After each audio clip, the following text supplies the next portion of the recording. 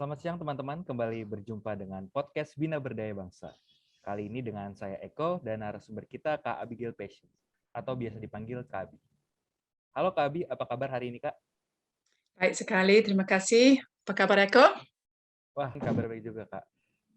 Semoga teman-teman yang menonton podcast ini juga selalu diberi kesehatan dimanapun teman-teman berada saat ini. Dan di podcast kali ini kita akan membahas salah satu bentuk bahasa kasih, yaitu sentuhan. Untuk teman-teman yang belum tahu mengenai bahasa kasih, bisa cek kolom deskripsi untuk melihat apa itu bahasa kasih melalui video podcast Bina Berdaya Bangsa yang lain. Di podcast ini, bersama Kabi, kita akan membahas mengenai pengaruh bahasa kasih sentuhan terhadap perkembangan anak. Menurut Kabi, kira-kira apa sih Kak yang dimaksud dengan bahasa kasih sentuhan? Ya, baik, terima kasih. Jadi, kalau kita bicarakan mengenai anak yang bahasa kasihnya sentuhan, maksud di situ adalah anak yang mereka merasa dikasihi kalau mereka disentuh. Lebih dari kalau mereka dipuji atau mereka dilayani dan lain-lain. Jadi, masih tetap penting sih untuk mengucapkan kasih dengan kata-kata dan tindak laku yang lain, tetapi mereka sendiri akan lebih bisa memahami atau menangkap rasa kasih itu kalau sambil disentuh. Seperti itu maksudnya. Oke Kak, berarti mungkin anak akan merasa lebih dikasihi ketika kita berikan kasih itu dalam bentuk sentuhan ya Kak ya? Iya, mereka lebih bisa untuk mengerti kasih itu kalau mereka disentuh. Oke Kak. Nah, selanjutnya nih Kak, kalau misalnya terkait anak yang memiliki bahasa kasih sentuhan, itu ciri-cirinya seperti apa Kak ya? Dan kira-kira bagaimana tuh bentuk sentuhan yang umum diberikan kepada anak-anak? Ya baik. Jadi ciri-ciri pada anak kecil biasanya ini sudah kelihatan dengan anak yang masih kecil kalau mereka memang punya bahasa kasih sentuhan. Jadi seperti hal-hal seperti berikut. Mungkin mereka suka kalau dipeluk Oke. uh, atau digendong. Mereka suka kalau ketika kita mau membaca buku bersama atau melakukan kegiatan bersama, mereka dipangku. Jadi mereka cukup dekat dan bersentuhan dengan kita. Mungkin mereka suka mencium pipi kita atau suka kalau kita mencium pipi mereka ketika mereka mau tidur atau mereka mau berangkat sekolah seperti itu, atau mungkin memegang tangan mereka. Mereka suka ketika kita pergi ke sebuah tempat, kalau memegang tangan mereka, bergandengan tangan, mereka senang gitu ya. Dan satu lagi ciri-cirinya, kalau anak kita sedih atau takut gitu, biasanya mereka bisa ditenangkan dengan dipeluk atau disentuh, seperti itu. Jadi kira-kira ciri-cirinya seperti itu kalau ada anak yang memang bahasa kasih mereka sentuhan, mungkin lebih dari anak-anak yang lain. Oke. Um, Sebenarnya dengan semua anak ya, bukan hanya yang bahasa kasih sentuhan, mereka suka kalau dipeluk, apalagi kalau mereka masih kecil ya, tapi mungkin dengan anak tertentu bisa kelihatan lebih gitu ya, dan khususnya kalau mereka sedang sedih dan mereka senang kalau kita memeluk mereka, itu mungkin salah satu tanda. Nah, mungkin satu hal yang mau saya share di sini adalah biasanya kalau sentuhan itu lebih banyak di dalam keluarga saja ya. Ya, ya. Jadi ini berbeda dengan bahasa kasih yang lain dari segi itu, karena kalau mungkin kata-kata atau melayani itu bisa dari siapapun itu ditunjukkan kepada anak bahwa mereka dikasihi gitu ya. Tapi kalau untuk sentuhan itu lebih lebih baik dan lebih aman kalau di dalam keluarga saja, bukan Oke. dari guru atau teman atau orang lain. Jadi itu menjadi tugas kita sebagai ibu dan ayah untuk memenuhi kebutuhan kasih anak kita dalam bentuk sentuhan. Dan sebenarnya dengan semua anak ya, bukan hanya yang bahasa kasihnya sentuhan, tapi semua, salah satu tugas kita sebagai orang tua adalah untuk mengajar mereka bagaimana mereka bisa aman dengan bagian-bagian tubuh yang disentuh, khususnya yang di luar keluarga ya. Jadi itu salah satu dari tugas kita juga. Sentuhan yang baik dan sehat biasanya itu di lengan, di kaki, di bahu, atau di muka, kepala anak, itu semua baik-baik saja dan sangat sehat, apalagi khususnya kalau di dalam keluarga ya. Kadang juga ada anak yang suka kalau dipijat Ya, atau ya betul. dipegang punggungnya ya juga nggak apa-apa. Dipeluk kalau mereka masih kecil, suka dipeluk dan dipangku, itu wajar dan sangat baik sekali.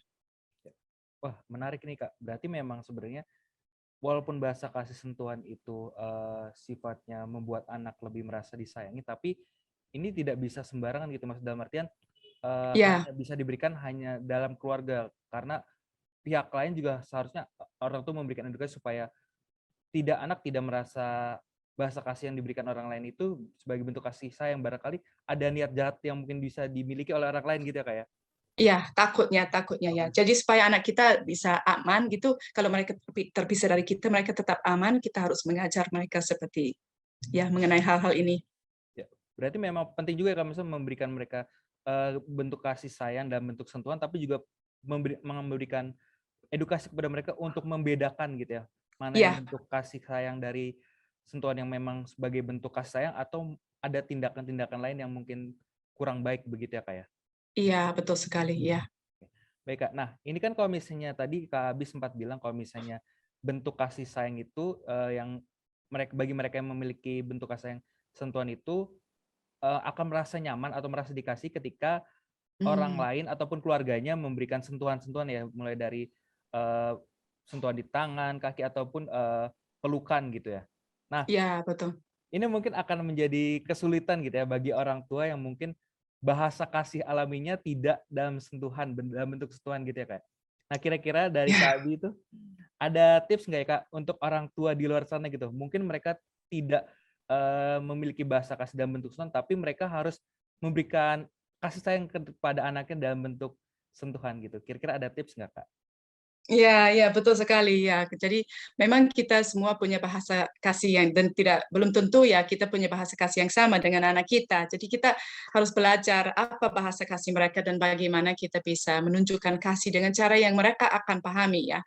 Nah, kalau seandainya sentuhan itu bukan bahasa kasih kita, dan mungkin kalau kita sendiri tidak terlalu merasa butuh atau perhatikan sentuhan, sebaiknya kita membuat rutinitas di mana kita bisa ingat untuk menyentuh mereka. Jadi, seperti contohnya, setiap mereka berangkat sekolah, kita dengan sengaja, kalau nggak memeluk mereka, mungkin pegang tangan mereka sebentar ketika mereka mau pergi gitu ya.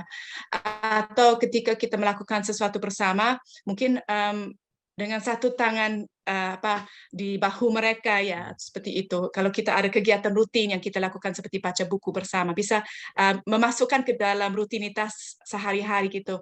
Atau mungkin pas mau tidur malam itu sangat penting untuk anak yang punya bahasa kasih sentuhan ketika mereka sudah mau tidur, mungkin apakah mereka dipeluk atau dicium atau apa sebagai tanda kasih dari kita sebagai orang tua kepada mereka. Jadi ya itu tips dari saya kalau seandainya mungkin ini tidak wajar buat kita sendiri, kita bisa membuat kayak apa rutinitas supaya bisa ingat. Dan mungkin satu hal lagi kalau seandainya mereka lagi sedih atau marah atau emosi, kita yang punya bahasa kasih yang lain harus coba ingat bahwa mungkin salah satu hal yang akan membantu mereka adalah kalau kita menyentuh lengan mereka sambil menghibur mereka atau bahkan dipeluk kalau seandainya mereka memang mau dipeluk, tidak selalu mau ya. Ya. Um, jadi kita mungkin harus dengan sengaja memikirkan apa yang akan membantu anak saya saat ini.